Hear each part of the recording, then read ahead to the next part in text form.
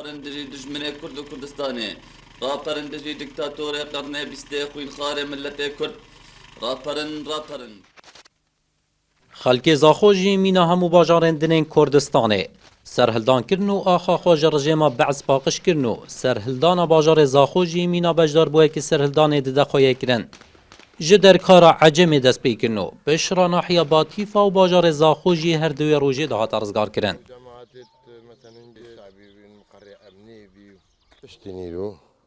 او انتفاضه جوجا پیدا پیدا چوبو زاخو چوباتی سیو حتی چهارگی هجده هوی که و عالمی جبنات او سرهلدان سرانسری کردستان و گردبی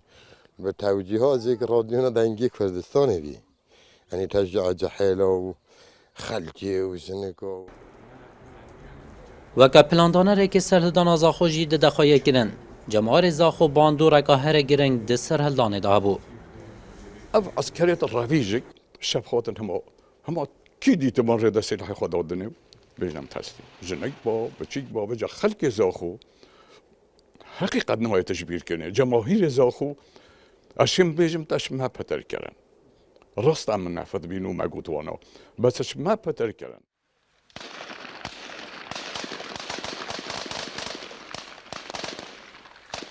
جریسکا سرهلدانا کردستان ج باجار رانی هات دست پیکرنو پشرا لچن باجارن دنین کردستان سرهلدان کرنو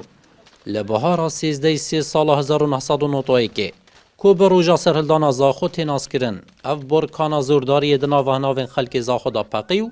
جناحیا درکار عجمیو باتی فات دست پیکرنو هر دوی روژه دا باجار زاخو به تمامی جرجما بعث هات پاقش کرنه مینا کو خلک زاخو ددنا خواه کرن لدم سرهلدانه دنگ تلیلین به خیر جلای که و دنگ چکن خامتیر جلای که دن و به هفرا سرو دایان کردستان یا نمان دجنین اردیسان دبیجن مازلن بچاوین گری جنابر داکو زاروکن ما به کردی بکنن احمد زاخولی ان آرتی زاخو